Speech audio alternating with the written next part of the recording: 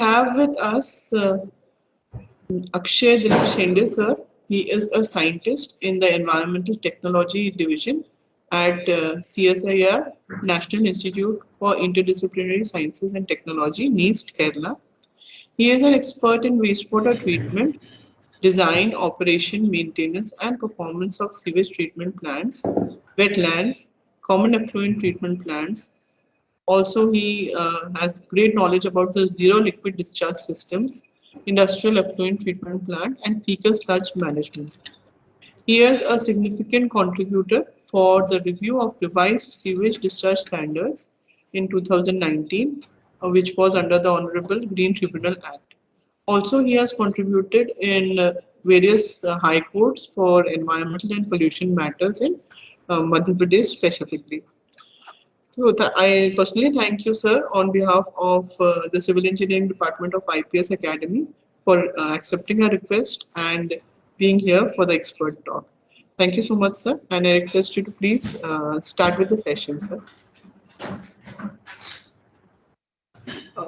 Thank you so much, Dr. Divanshi, for the introduction. I will just share my presentation.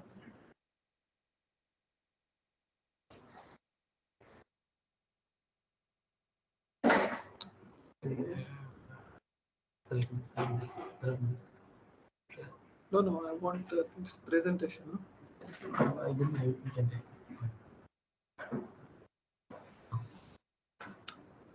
Is it visible, ma'am? Yes, sir, it's visible. Can you see the first slide? Yes, sir, it's clear, sir. Okay, thank you very much for having me in this 1 week online training program on like water quality and other issues related to the restoration of water and all. I am Akshay. I am a scientist in Environmental Technology Division. I'm basically from Mool. It's a small, wonderful town located along the periphery of Tadaba Tiger Reserve in the district of Chandrapur in Maharashtra. So I've done my schooling and graduation and post-graduation. Most of my studies are done in Maharashtra, and for in the CSIR, National Environmental Engineering Research Institute, I was there for almost 5 years, and I have joined CSIR NIIST Trivandrum in January 2020, and so far I'm working on various facets of water and wastewater. Also, I'm partly involved in environmental impact assessment of sand mining projects and all.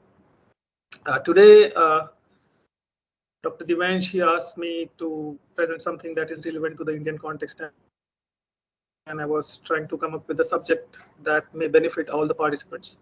And I thought of introduce you to the various dimensions of sewage treatment in India, especially how we started, when we started, so the historical ground of cement in India now, and what we are looking forward, especially the sewage and fecal sludge management in India. So if you can see the title is Sewage Treatment in India, Past, Present, and Way Forward. This presentation is compilation of data that was published in the Indian context by various agencies from time to time. And what I will try to present is the critical analysis of the data and try to make you understand about the situation or about the present scenario in our country. So, and at the same time, I'm thankful to Dr. Divanshi for having me on this training program at this, and All India Council for Technical Education for having this opportunity. So I will start.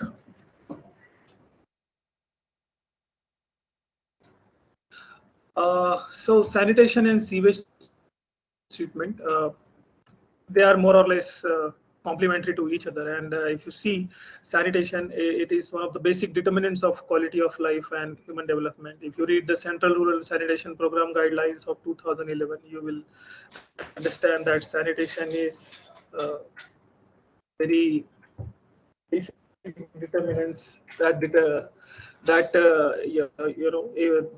decides the quality of your life and human development.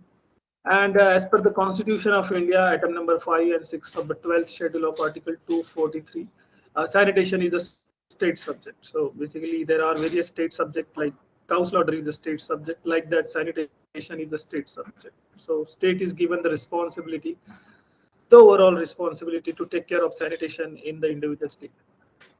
And the 74th Constitutional Amendment Act of 1992 that provides a framework and interest upon the urban local bodies for providing sanitation facilities. So all the municipal corporations and panchayat and municipalities that are in your place, you can go and ask them to provide proper sanitation facilities. If they are not providing sanitation, then it is their responsibility to provide sanitation for you. And one of the notable cause of insanitary condition is the absence of effective sewage treatment system. This was told in World Bank Water and Sanitation Program 2003. So as I told, sanitation and sewage treatment are complementary to each other, and they are inseparable. So if your sewage treatment is not good in your town, in your city, then you can expect insanitary conditions at the same time. And what we can do to improve the sanitation is, even though developed countries can treat their sewage in a suitable way, there are still discharges of untreated sewage in developing countries like India and developing countries like Brazil and Argentina and Bangladesh and whatever the contemporary or the countries which are similar in the magnitude of population and or GDP, they are facing this problem because sewage treatment in true sense is a costly proposition. As a result, public local bodies are not willing to give due priority to sewage treatment due to obvious constraints of finances. Municipal corporation or panchayat, what they will give priority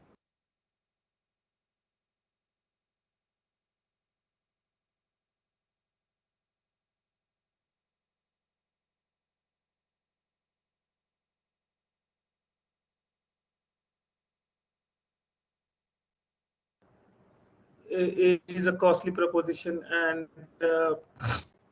that's why it is given the least priority. So I will take you through the sanitation coverage in India. This was survey done in 2011. You can find this data on the House and Household Amenities Latrine Facility Census of India. That is on the Registrar General and Commissioner of India. You can see there are total of 7.9 crores urban households and So sorry nearly to interrupt, but 1.7. I can, sir, Yes. sir, excuse me, sir. Yes. Sir, I can see only the sanitation and sewage treatment slide, sir. I think the probably slide has stuck, sir. Okay, I will again go back and come to this. Can you see now sanitation coverage in India? No, sir. Sir, I request you to unshare and then share your screen again, sir. Okay.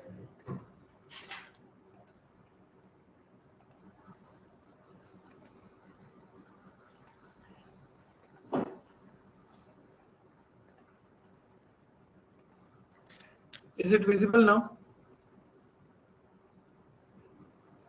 No, sir. As of now, nothing is visible, sir. Nothing is coming. No, sir. Nothing is coming.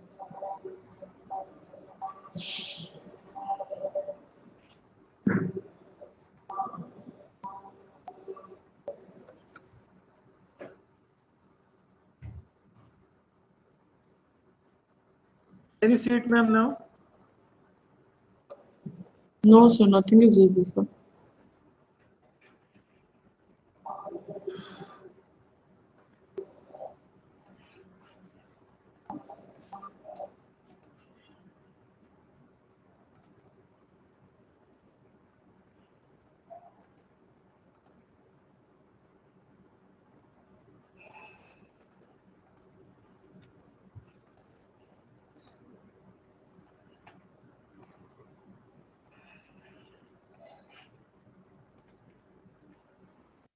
What to do, ma'am, then? I'm trying actually.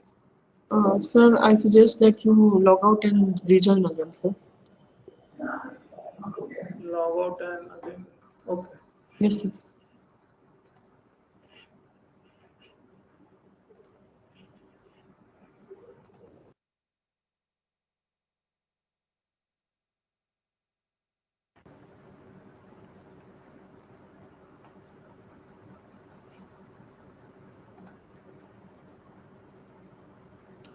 Should I share, ma'am, now?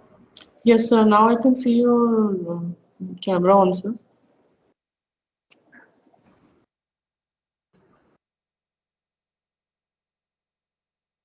Yes, sir. It's visible now, sir. Okay, fine. Thank you, sir. So we were on this slide, sanitation coverage in India. So out of 7.9 crores urban household, nearly 1.7 crore urban households lacks adequate sanitation. So that means we seriously need to think of it. And only 32.7% of total urban households are served by sewerage system. Sewerage system in the sense pipe system. And 38.2% of urban households are connected to septic tanks. You can see this data. This much number of urban households are connected to the sewer line, and this many numbers of urban households are connected to the septic tank. However, as of now, we don't have data whether those septic tanks are constructed as per the Indian standards or not, and to what extent the septic tank are adequate to address the issues of sanitation in particular place. And nearly 6% of households depends on the public toilets. So you can see there are 47 lakhs 43,807 urban households that still go to public latrines, and there are still 99 lakhs 60,011 people, 11 households that defecate in open. But this data is of 2011. The things have changed now, especially the open defecation have changed. The scenario of open defecation has changed. I will be talking on that in details in the subsequent slides. So you can imagine the quantum of sanitation coverage in India, and if you evaluate the situation, you will be little dissatisfied with the situation which is in the country. So this is a brief history of sewage treatment in India. Uh, if you can see the slide, in 1853 we had Shore Nuisance Bombay and Colaba Act in 1853 to regulate the waste material discharge in coastal areas of Bombay. Then we had the Oriental Gas Company Act in 1857 to impose restriction on fouling of water by Oriental Gas Company. You would be surprised to know that we had the anaerobic digestion plant built at Leaper Colony in Bombay in 1859. And somewhere in 1908, Indian Ports Act was enacted to regulate water pollution caused by the use of oil in the port waters. Arden and Lockett in 1914 invented activated sludge process that was guided by Dr. Fowler. And somewhere between 1915 and 1927, activated sludge process was installed at Bangalore in India. It is important to note here that Dr. Fowler, who was very instrumental in inventing or discovering the activated sludge process, then moved back to India and he joined as a professor at Indian Institute of Science in Bangalore. That's why we had activated sludge process long back before India's independence, somewhere between 1915 and 1927. We have the Central Public Health and Environmental Engineering Organization, which is called as CPHEO. It was constituted in 1953. In 1958, National Environmental Engineering Research Institute, Nagpur, was constituted. It was earlier known as CFERI. And after around 25 years of independence, Water Prevention and Control of Pollution Act 1974 was enacted, basically to regulate the matters related to pollution of water and surface water or coastal waters and things like that. And at the same year, a Central Pollution Control Board was set up. If you see in 1974. So,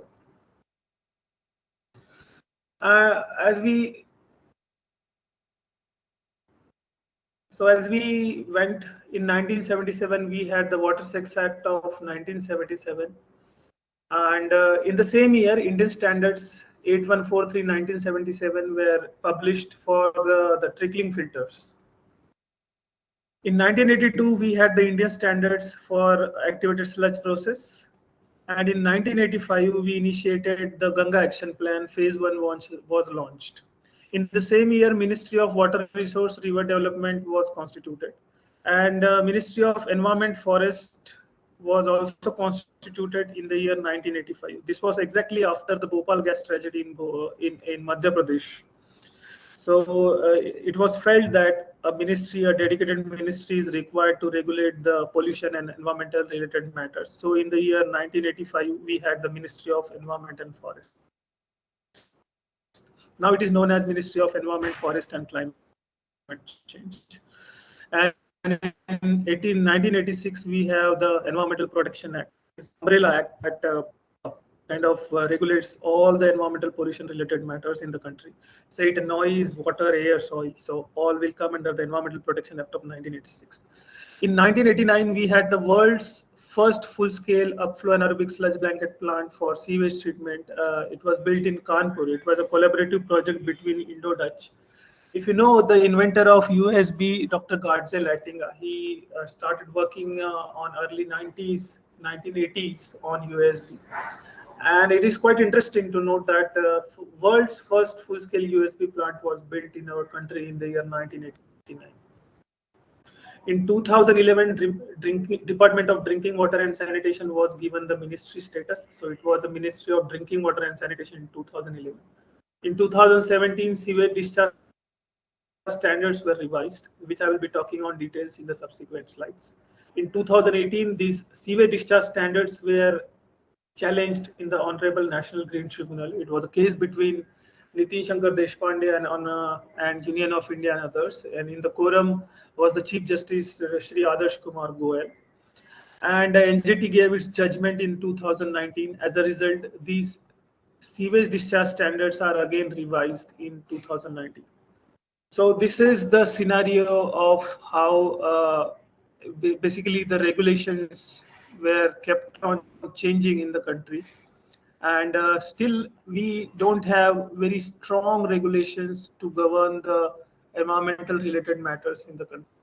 If you go to certain websites which are operated by Government of India, and they will publish data on number of cases registered under Water Prevention and Control of Pollution Act, and there will be hardly 20 or 25 cases that are registered each year. But that doesn't mean that pollution is not happening or nobody is violating the Water Prevention and Control of Pollution Act 1974. Nevertheless, we are trying day by day. In every way we are becoming better, and I will now take you through the what are the challenges, why we are little lagging in terms of sanitation.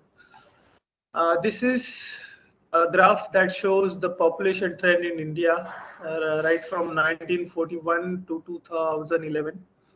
We don't have 2021 census data since because of the COVID situation, we have not yet conducted the census so far. This is the data of last 50 years, and on y-axis there is population in crores on the primary axis, and on secondary axis it's a percentage of the total population. You can see now. So urban population in crores is not gradually, it is rapidly increasing from 1951, and you can see it is around, as of now, it is now somewhere between 33 crores as of 2011 census. So number of people living in the cities is increasing. That's why it is creating stress on the urban local bodies. And rural population in crores, if you can see, it is more or less kind of decreasing. Can't say decreasing. You can see this trend, but the graph is trying to be a little straight in this particular place. So in 2011, we had around 82 crores of people living in the rural areas. So when people starts migrating from rural to urban places, the stress on big corporations goes on increasing. So as of 2011, the number of percentage of population living in the urban area is around 33% here. You can see on secondary axis. So 33% of people in 2011 lived in urban areas. And I need not, needless to mention, this India is second populous country in the world, and most population live in the rural areas. Is migrating towards the urban or semi-urban areas, and this creates stress on urban local bodies. That's what I discussed. So sewage treatment in urban area, let us try to have a scenario of again last 40 years. Uh, in this graph, the year is plotted on x-axis, and capacity or the volume of sewage that is generated is plotted on y-axis. It is presented in MLD. MLD is million liters per day. And this trend shows that from 1978 to 2009 and 10, we are significantly improving. For those who don't know, class 1 cities are those whose population is more than 1 lakh. And class 2 towns are those whose population is between 50,000 to 99,999. So class 1 cities includes very major cities in our country, and you can see in the blue, in the yellow box, it is mentioned the number of class 1 cities. Here you can see. So class 1 cities in 1978-79 were 142. In the year 2019, it is 498. This yellow bar shows sewage generated in MLD, and the blue bar shows the sewage treated in MLD. And the percentage in the blue box shows the treatment gap. That means how much percentage of sewage is not treated. So if you can see, in the year 2019-20, around 35,000 MLD of sewage was generated from 498 class 1 cities. And 67% of the sewage was not treated. This much was the gap. And somewhere between 12,000 to 13,000 MLD of sewage was treated in 2009 and 10. So 67% is still a big gap that we are not treating somewhere between 22,000 to 24,000 MLD of sewage from class 1 cities. And day by day, class 1 cities are increasing. In the year 2003-4, there were 414 class 1 cities. In 2009-10, we have 498 class 1 cities. The scenario is quite different for class 2 towns. As I said, class 2 towns are those whose population is between 50,000 to 99,999. And class 2 towns are also increasing at a rapid rate. You can see that in the year 1978 it was 190, and in the year 2019 it was 410 class 2 towns in the city. And the treatment gap is even more. So out of 2,600 MLD of sewage which is generated in class 2 towns, hardly 100 MLD of sewage is treated, and rest of the 2,400 MLD of sewage is not treated, and that goes to your river, lakes, and seas and oceans and whatever like that. So treatment gap in class 2 cities is more than 90% during last 3 decades, which is again a matter of concern. And we don't have data to actually we don't have any published literature that tells us about how much amount of sewage from rural areas is treated or not treated. But if you assume that no sewage from rural area is treated, we can find out the amount of sewage that can be generated in rural areas. So as per the Central Public Health and Environmental Organization, there is a manual on water supply and treatment. So it is recommended that a minimum of 40 liter per capita per day needs to be supplied through the public stand post in rural areas. But in 2016, Central Groundwater Authority said that you should supply at least 70 to 100 liters per capita per day to people living in rural areas having population up to at least 20,000. So as per the 2011 census, if 833 million, that means 83.3 crores people living in rural area of the country are provided water to the tunes of 70 to 100 liter per capita per day. And if you assume 80% of the water supplied is converted into sewage, then you will get around 46,648 mld of sewage is generated from the rural area, which is not at all treated in the country. And that is this figure is per day figure. So you can imagine how much of sewage is left untreated per year. It must be in billions or trillions. And we have sewage treatment plants. We have many sewage. There are around 816 municipal sewage treatment plants in India. This is as per the Control of Urban Pollution series, which is published by Central Pollution Control Board at regular intervals. This report is available at this website. You can go and find out. So there are 816 sewage treatment plants in the country, out of which only 64% are operational. You can see number of operational STP are 522. Number of non-operational STP are 79. Number of STP under construction are 145, and number of STP proposed are 70. This is as per the data available as of 2015. So operational STP can treat around 18,883 MLD, out of which non-operational capacity is 1200 MLD, and proposed and under construction capacity is around 3000 MLD.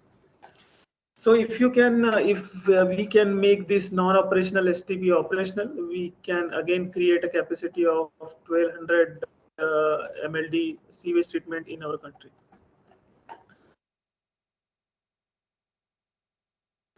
So we compiled around 632 STPs in India, and this is the data, or this is the graph that is shown in this figure. On x-axis, there are technologies, different sewage treatment technologies like activated sludge process, ASP, SBR is sequential batch reactor.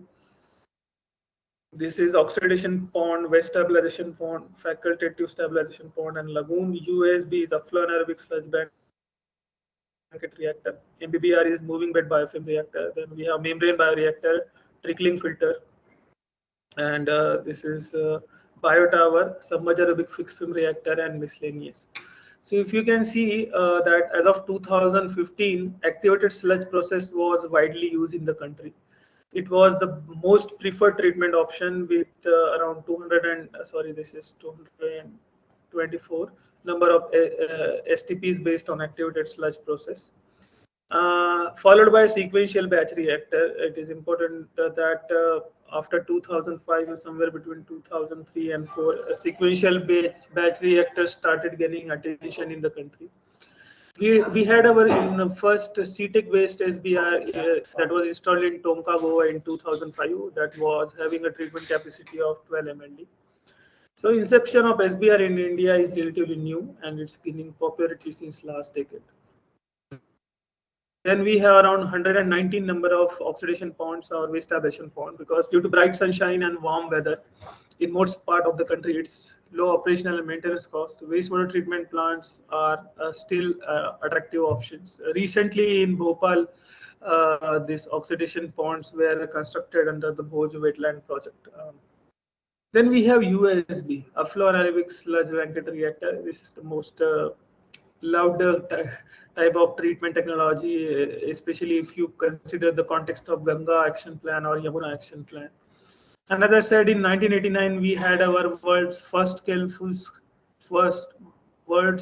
USB reactor under the Indo-Dutch project, and subsequently we had another one USB that was built in Mirzapur, Uttar Pradesh.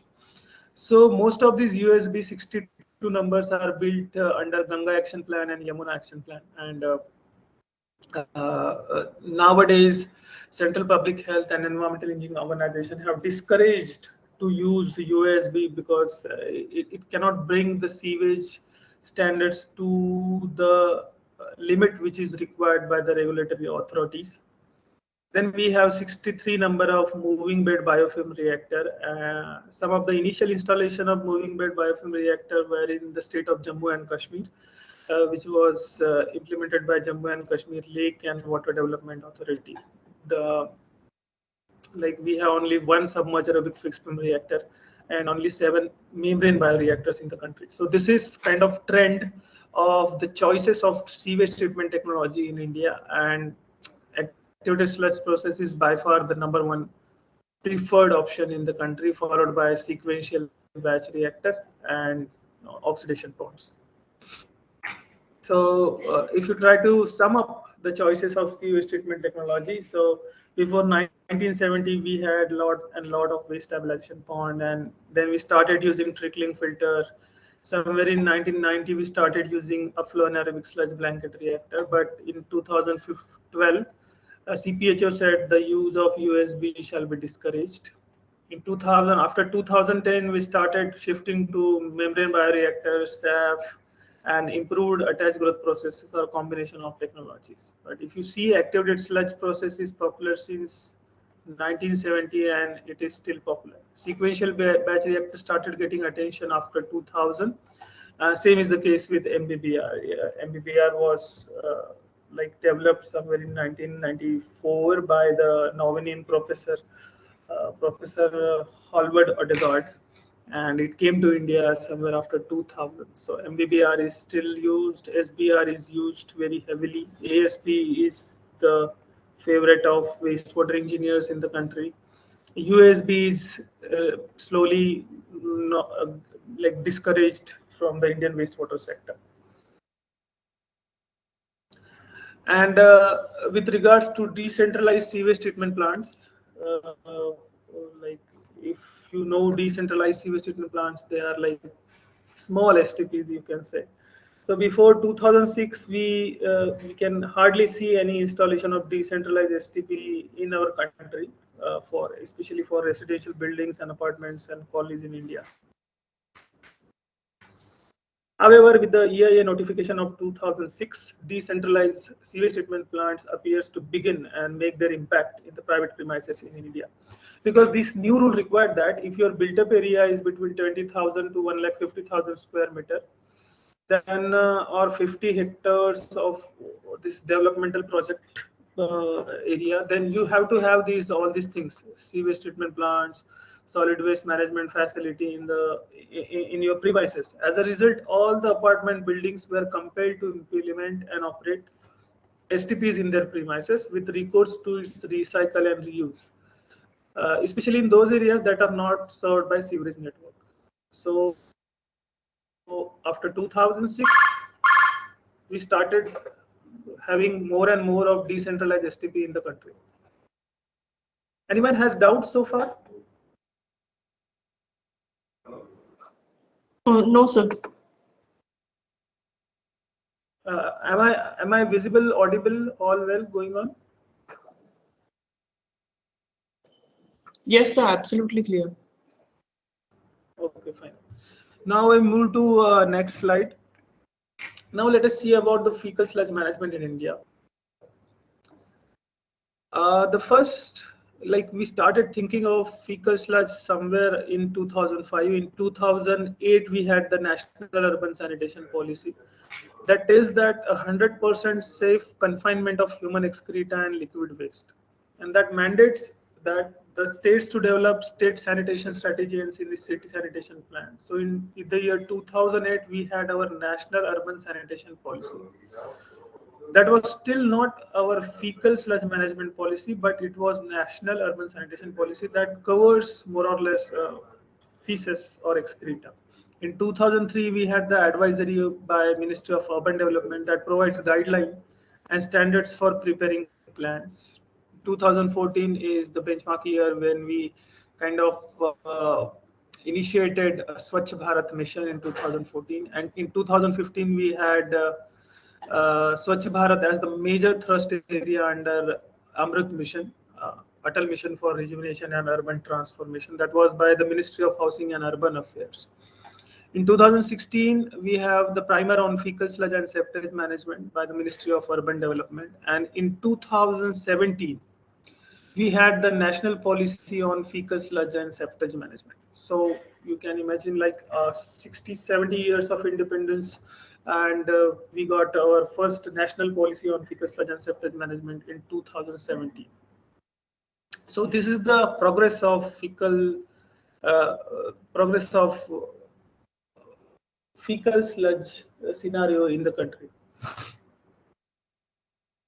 Why fecal sludge management in India? Like there is why it is important to manage the fecal sludge. You can see this image. People are indiscriminately uh, discharging the fecal sludge on soil, and he is discharging the fecal sludge in river, nalas, and things like that. But if we can, you can see this. Like poor fellow who has just gone down in the drain and to clean the block. And presently, 95% of town lacks this infrastructure to manage the fecal sludge. I will talk about it in detail in the subsequent slides. And we don't have sufficient infrastructure to contain and treat the fecal sludge in a sustainable way. But if we can treat the fecal sludge in a sustainable way, we can recover the nutrients from fecal sludge and use it as a fertilizer and in the agricultural fields or like plantation of crops and agroforestry, things like that. You can see that this is indiscriminate disposal of fecal sludge or septage, and this is on land and this is in water body. These images were taken from down to earth in 2015 and 16. So, in 2014, we had the Swachh Bharat mission, and our dear Prime Minister Shri Narendra Modi started a campaign to kind of have these toilets in every house of the country, and more than 5 lakh villages in the country are now open defecation free, and which is a good thing that we have stopped people or at least encouraged them not to defecate in open, because that creates sort of pollution and all. And under Swachh Bharat mission from 2014 to 2019, nearly 9.2 crores toilets are built in the country. So if you can imagine the quantum, like we have 9.2 crores newly built toilet in the country from 2014 to 19, and each toilet produces around 3,000 liter of fecal sludge per year. So you can imagine the quantity of fecal sludge which is generated in the country. It's in billion liters per year. So yeah, we have 9.2 crores newly built toilet, but the problem associated with the fecal sludge of these 9.2 crores newly built toilet is again uh, kind of monumental problem that needs to be solved in the coming like 5 to 10 years. We have sanitation capacity building platform. So if you want to read more and more on fecal sludge management in India, you can just go and visit their website. It's a government organization only, which is partly funded by few Bill and Melinda Gates Foundation and things like that. So we saw fecal sludge. Now we will look at the reuse of sewage, treated or untreated. So Thibault et al. In 2017 carried out a study. They used a GIS-based approach, and they found that 8.9 million hectare of land in the country is watered with untreated sewage. So what are the vegetables today or tomorrow you have in your plates is actually irrigated with the untreated sewage in the country. 8.9 million hectare of land, you can imagine the quantity of or the magnitude of land, the magnitude of proportion to which these untreated sewage is used for irrigating the vegetables and crops in the country. And the study stated that around 40 kilometers downstream of the urban setup are more prone to using municipal wastewater discharge.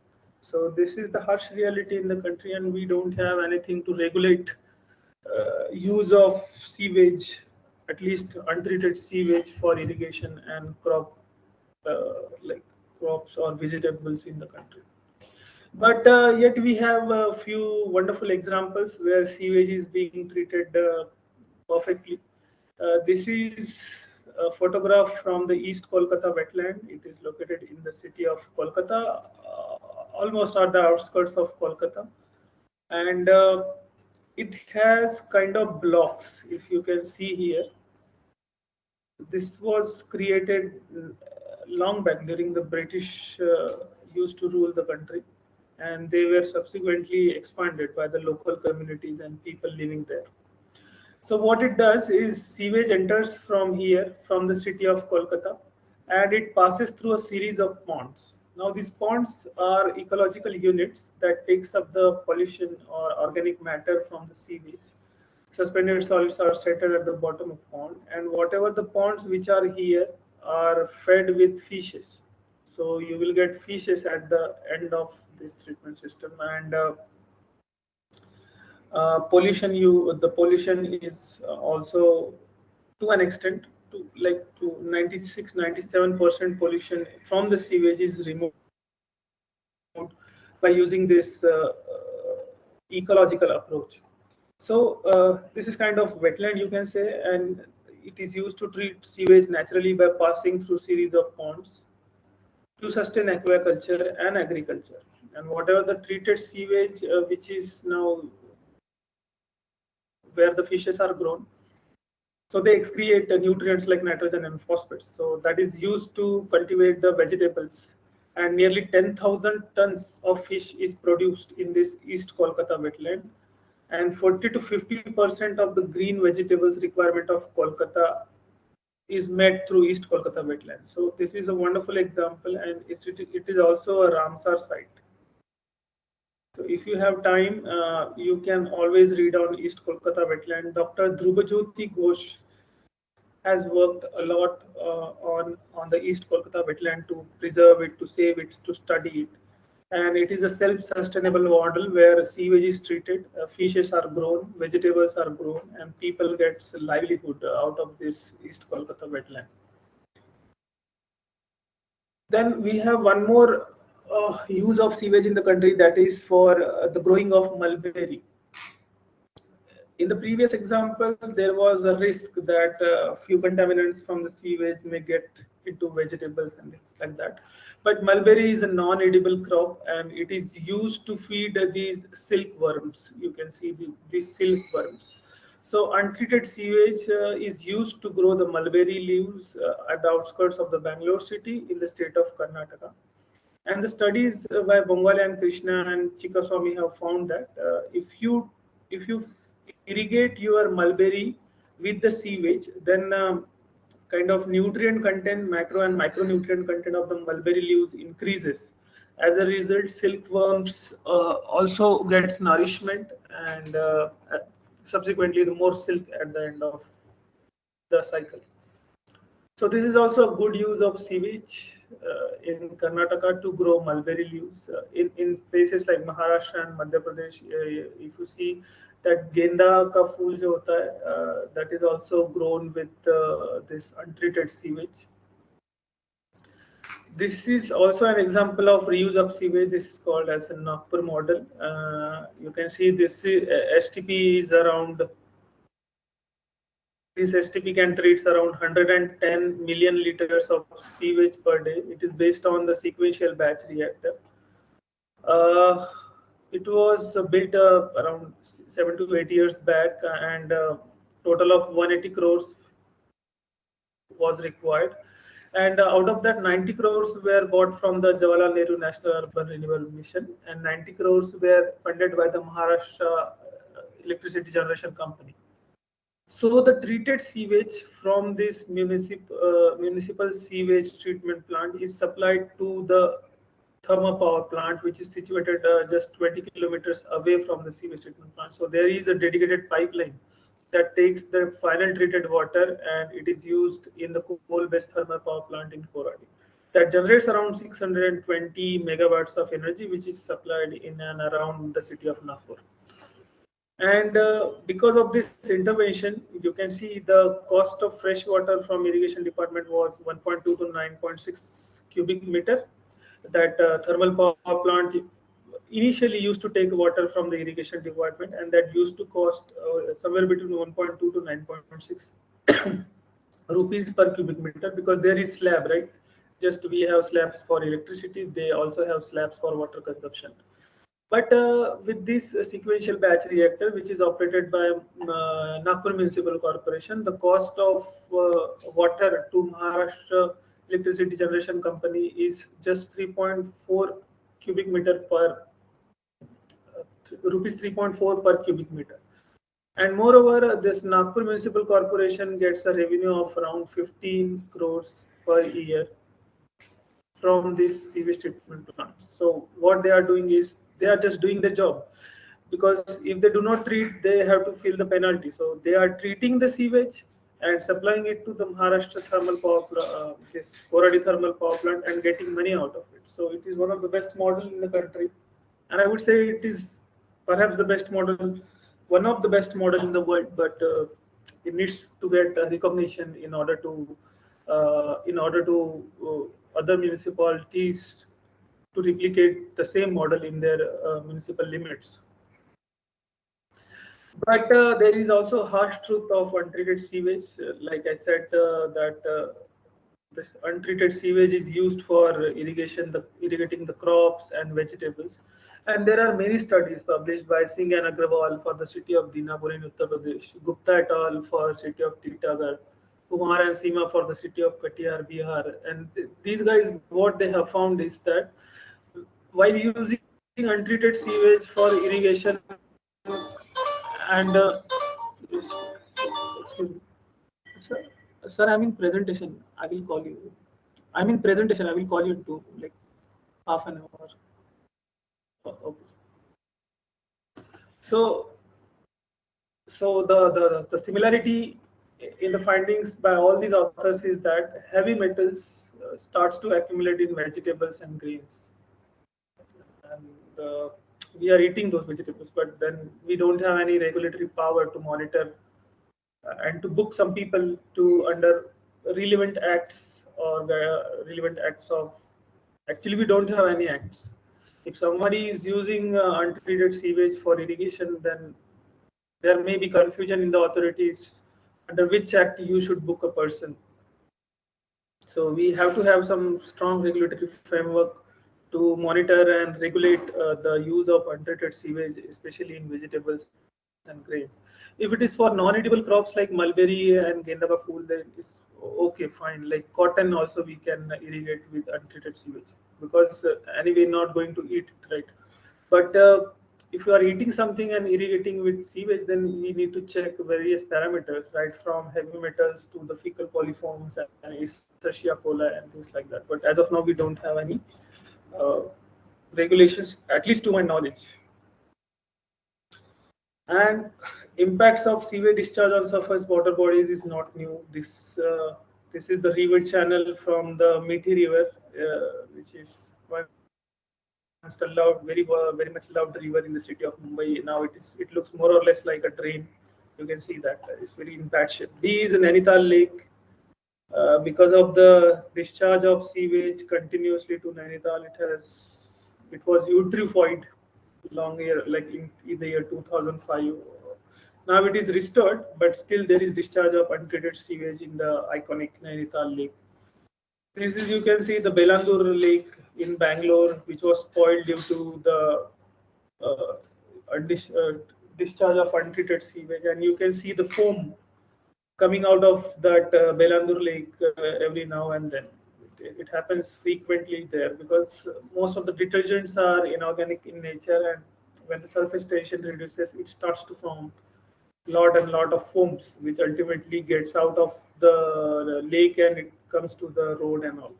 This is screenshot from the documentary of Eco India in 2018, and you can see this is the dismal state of estuary at Dharavi in Mumbai. This particular place used to be a place of livelihood for most of the fishermen living in Dharavi.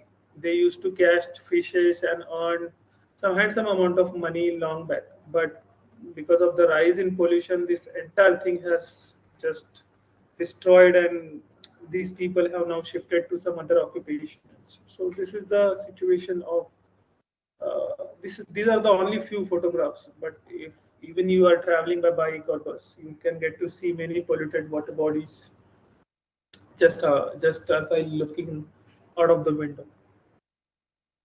Now, sewage discharge standards in India, it is, I request all the participants to be attentive on this slide. Uh, in last 5 years, we have seen a series of, you know, happenings on the sewage discharge standards. Earlier in our country, sewage discharge used to be governed by the Environmental Protection Act of 1986, and we used to bring down the total suspended solids to 100, oil and grease to 10, biochemical oxygen demand to 30, and chemical oxygen demand to 250, and total gellar nitrogen to 100. So there were no specific sewage discharge standards in the country. Whatever the standards which were applicable to the effluent discharge were also applicable to the sewage discharge as per the EPA Act of 1986 and Water Prevention and Control of Pollution Act of 1974. But in the year 2015, Ministry of Environment, Forest and Climate Change and most of the wastewater professional and environmentalists felt the need of revising the sewage discharge standards, because in 50, 60 years of independence, we have developed a lot of capacities to manage the sewage in a sustainable way. So they thought that we should, like, we can think of revising the sewage discharge standards so that the status of water bodies can be improved a little bit. So in 2015, a draft was floated to gain some suggestions from the general public. And in the draft, it was said that chemical oxygen demand will be 50 and biochemical oxygen demand will be 10. So after receiving the suggestions from everyone, they published a sewage discharge standard in 2017, and they made a distinction between class 1 cities or metro cities and rest of the India. So as per the standards by MOEFCC in 2017, biochemical oxygen demand in metro cities has to be brought down to 20 mg per liter, and for rest of India it should be brought down below 30 mg per liter. But there was one gentleman in Pune, Mr. Nitin Shankar Deshpande, who challenged these revised sewage discharge standards, and the case was fought between Nitin Shankar Deshpande versus Union of India and others.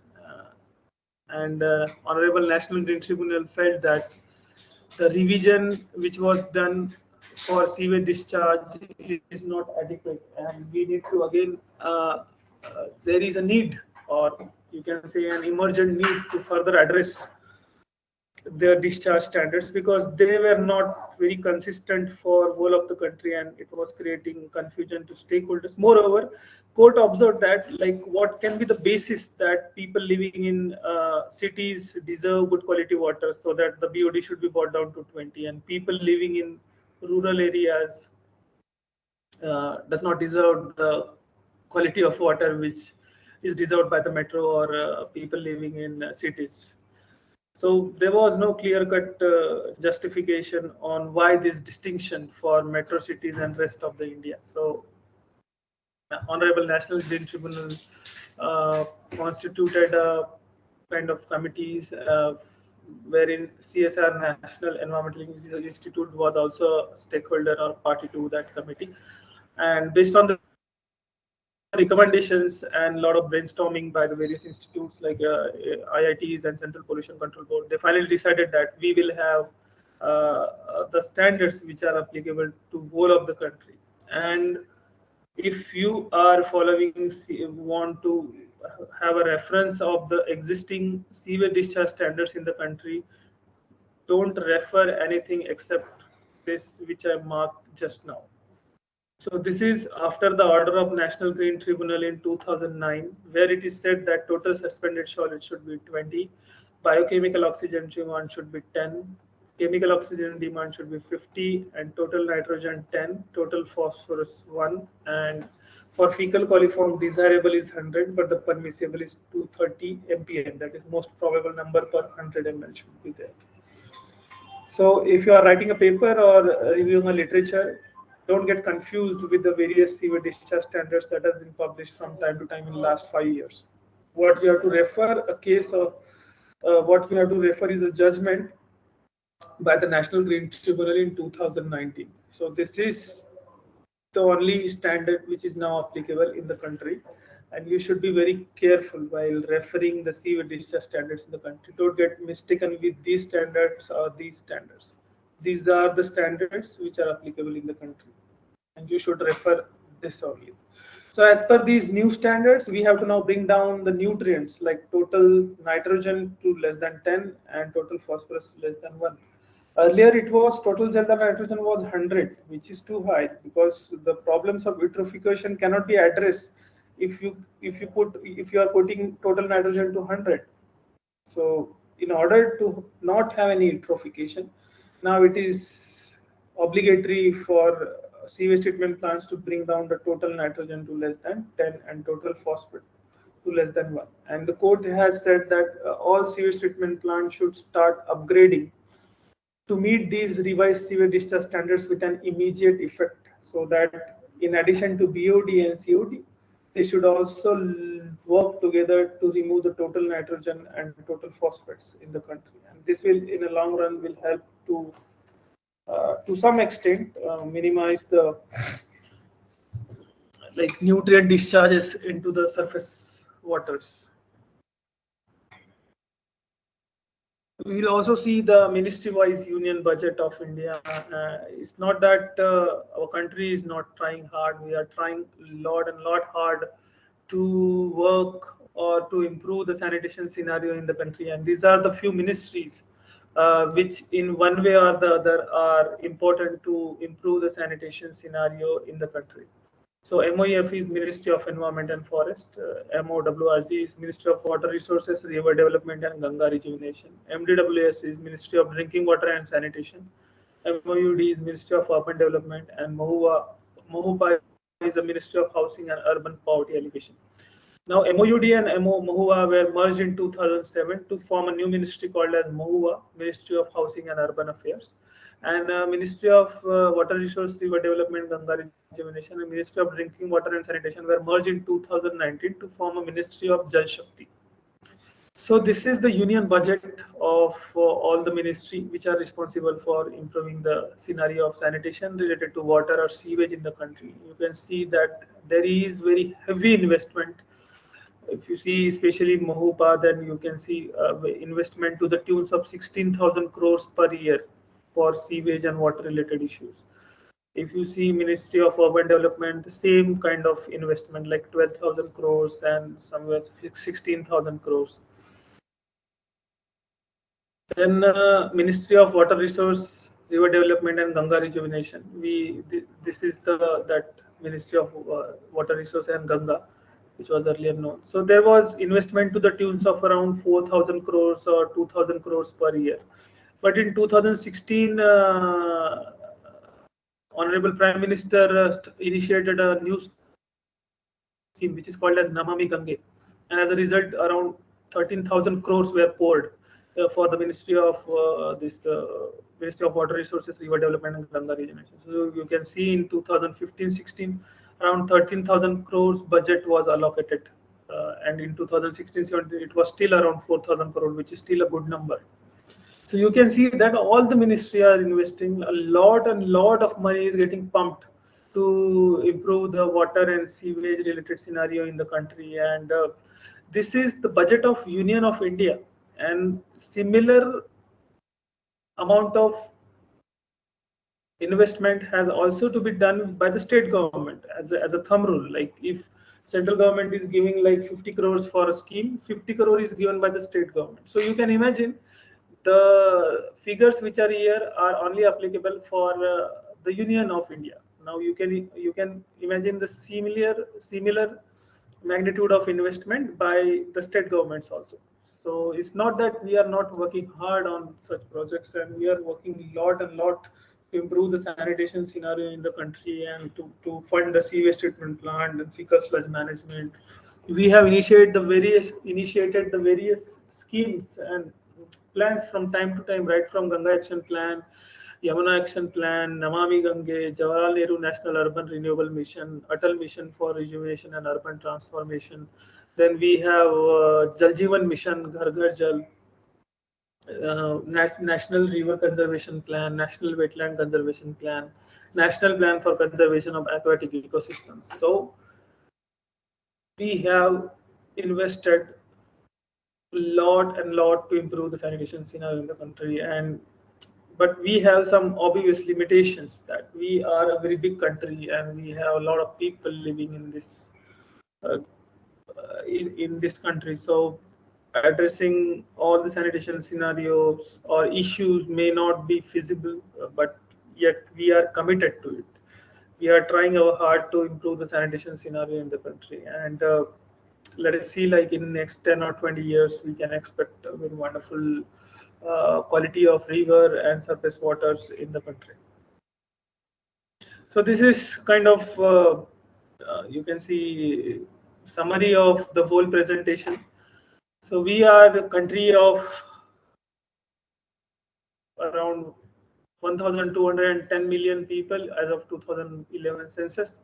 We generate 35,000 MLD of sewage from class 1 cities, 2,600 MLD of sewage from class 2 towns, and we only treat 11,000 sewage out of 35,000 MLD of sewage in class 1 cities, and in class 2 towns we only treat 234 MLD of sewage. Sewage generation from rural area is somewhere between 46,000 to 66,000 MLD. Sewage in rural India, we have no data available, and this was the data as per the CPCB 2010. Toilets which are built under Swachh Bharat mission, we have built 92 million, that is 9.2 crores toilet. And the fecal sludge or septage which is likely to be generated from the newly built 9.2 crores toilet is 276 billion liters of fecal sludge per year. 276 billion liters of sewage per year. And we are as a result we are discharging untreated sewage or untreated fecal sludge into the water bodies, and we have around 351 river stretches on 323 rivers are polluted. Out of that, 45 are in priority class 1, and the BOD of river itself is 30 mg per liter. So you can imagine the quantum of pollution in our country. We have pollution of lakes, eutrophication everywhere. Take any good iconic lake, say from Bhoj wetland to Nainital, most of the lakes are polluted. Pollution of estuaries are there. Pollution of coastal region is there. Say it is Chennai or Mumbai or Visakhapatnam or Tiruvananthapuram. Most of the coastal stretches are polluted. This was based on the CPCB report of 2018. So, because all these things were polluted, we had to come up with the stringent norms or the stringent sewage discharge standards. As a result, we brought BOD to 10 mg per liter, COD to 50, total nitrogen to 10, and total phosphate to 1. But it is important for us to ask ourselves a question whether these sewage discharge standards are enough or adequate to restore the water quality or to restore the wholesomeness of water in the country. The obvious answer is to this question is no, because we don't have the enough capacity. We are only treating 33 or 50% of the sewage which is generated in the country. So the rest of the sewage is still going untreated. But if you want to have all the sewage treated in the country, then there will be a huge capital investment. We have to upgrade the existing STP and we have to implement new STPs for biological nutrient removal also.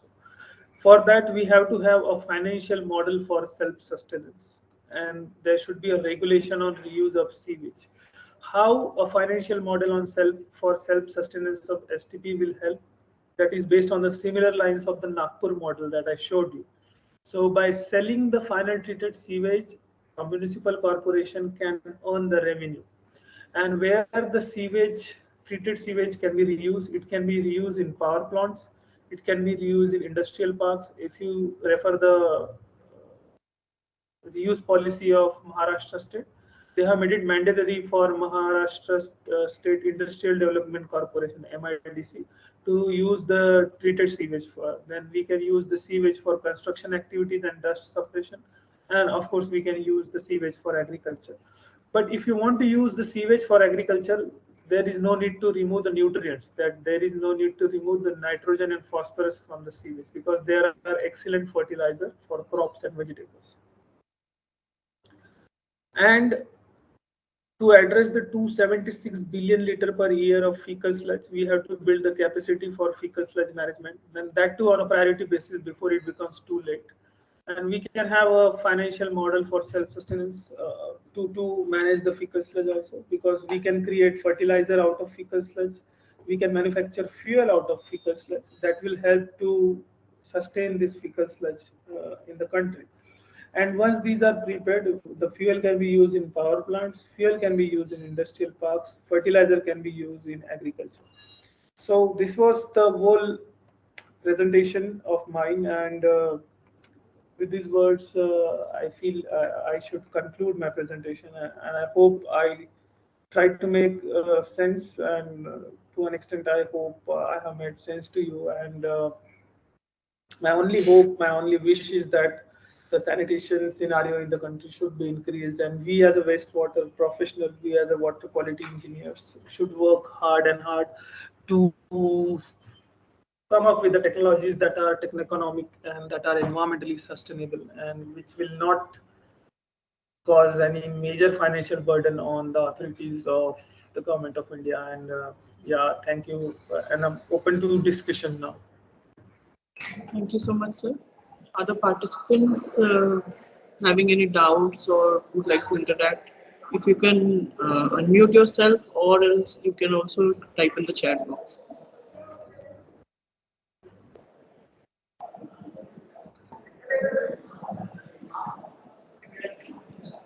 Sir, I have a question.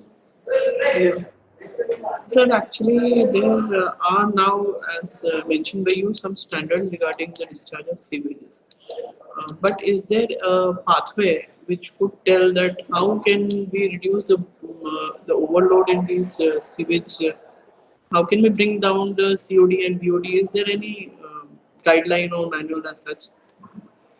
No, as of now, we don't have, like, there are manuals, like the manual by Central Public Health and Environmental Engineering Organization that was published in 2013.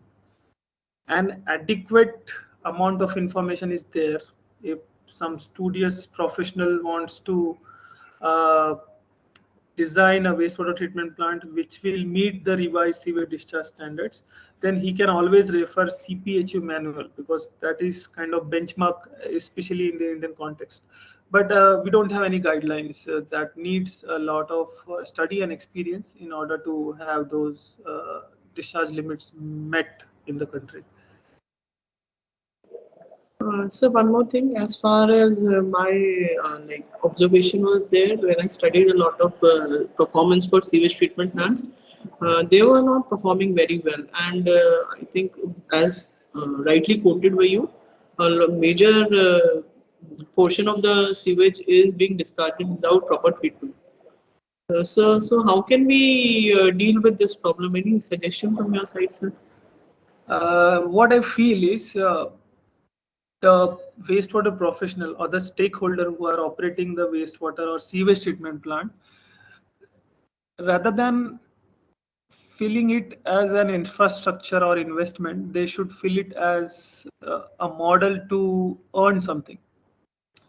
So if they can come up with a self-sustainable financial model where they will get money out of selling the sewage, or maybe out of selling the sewage sludge which as a fertilizer, they will be very much happy to operate this STP to the stipulated standards or to the standards which is required by the end user.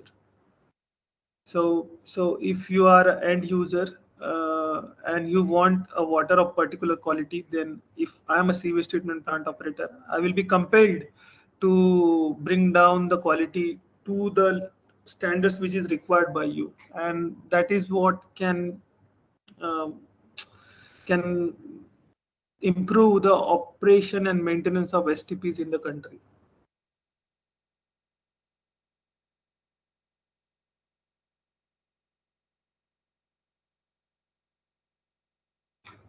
Hello.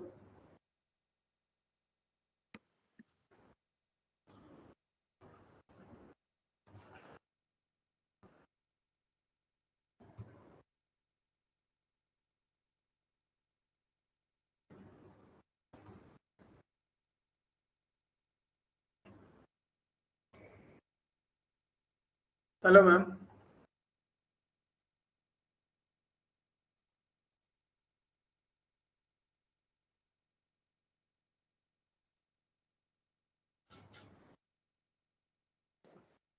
I'm Yeah, can sorry. you hear me?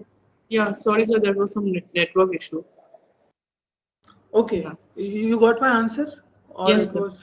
So definitely, it should be like some incentive that should be added to the sewage treatment plant process, so that they would further focus upon the proper treatment and then recirculation of the waste.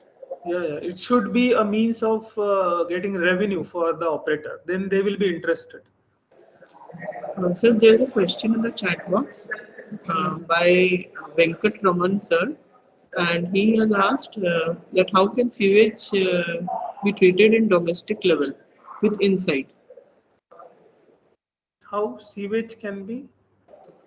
How can sewage treated in domestic level with insight? Insight means? Yeah, Venkat Raman sir, if you can please specify what is the insight reference in the question? No, ma'am, within our house site, within level, within At the the domestic level. house, at the domestic level. Yes, ma'am. Yes. Okay, okay. Yeah, that's a very good question, and it is a very easy to treat rather sewage at domestic level. So, if you have a septic tank, if you can put the outlet of septic tank to constructed wetlands, then it can meet the standards, and you will get a very good quality sewage which can be used for irrigation, and it can also be used for toilet flushing and all. So, if you want to design constructed wetland, I would suggest you to refer Treatment Wetland by Scott Wallace. And so with that manual, there is wonderful book called as Treatment Wetland, that is authored by Scott Wallace and Robert Cadleck. So you can refer that manual and have your wetland design. It will consume no energy, and you can treat the sewage easily. So this can be done at the domestic level, right, sir? Yeah, yeah, yeah. That will be for very small scale, right? For a single person generates around 100 liter of sewage per day. So for a family of four, 400 liters per day of STP has to be constructed. So the already constructed septic tanks can be joined with this treatment wetland. Can that be done? Yeah, yeah, yeah. The outlet of septic tank has to be taken to constructed wetlands. Please further mention, sir, what is the method? Uh, Please Constructed repeat, sir. wetland. The book is called as Treatment Wetland. Authors Treatment are Scott wetlands. Wallace and by Scott Wallace and Robert Cadleck. Please text, sir. Please Scott chat Wallace. box. I'm sorry. Please text, sir. Please text in the chat box, sir. Please, ma'am. Okay. Text in I'm not. chat box. Sir, they would like to know the name of the book which you mentioned, and 1 minute. I will Google it and show it. yes, sir. Further one question, sir. If you Yeah. if you not having any wetland site in urban level, how it is possible to treat the sewage waste from the grey water and sewage water? If you not having the wetland urban level, urban sites. Yeah, there are various technologies available in the country, right from activated sludge process, sequential batch reactor, moving bed biofilm reactor, extended aeration, trickling filter, membrane bioreactor. A variety of these technologies are available. You can always refer and design it. Okay, so it is a micro level, sir. It is micro level. It is possible to No, micro micro level. level, I don't think for household level, it requires certain set of skills or expertise. Okay, Okay, sir. so I would not suggest it. Okay, sir. Okay, thank you, sir. Okay, thank you. Okay. Thank you so much, sir, for taking out time from a busy schedule and enlightening us over such an important issue Can you of the see that? sewage. Yes, sir. Can you I can see on the can you see screen. treatment wetland book? Yes, sir. Okay, this is the book, treatment wetland by Venkat Raman, sir. I hope you got the authors of the book. Yes, ma'am. Yes, ma'am. I got it. So I would like to thank Akshay sir for taking out time from a busy schedule and enlightening us over such an important issue of the sanitation, which is required to be addressed at an urgent level, so that the water quality scenario can be changed in India. And thank you so much, sir, for being here with the expert talk, sir. Thank you. It Thank you, was sir. nice to be here, and I wish all the best for success of your training program. I hope Thank you, sir. participants can make and take the best of your training program. And truly, I would appreciate the efforts by you that you're kind of conducting 7 days training program to train the professionals in the country. And I congratulate you once again. Thank Thank you, you very sir. much. Contributions by experts like you definitely enlighten us and bring a broader view of the present scenario in our minds so that we can work upon something like that. At the same time, if you can always email me that if some lacuna is there in my presentation, if some weak points or weak links, you can tell me or so that I can improve. So, from my side, it was an excellent presentation, sir. Still, if the participants would like some improvement or they would like to give some feedback, you're most welcome. Okay. Okay. Thank you, sir. Okay then. Have a happy lunch and good day. Thank you. Good day, sir. So, the participants are requested to join back at 2 p.m. for the next session. Thank you.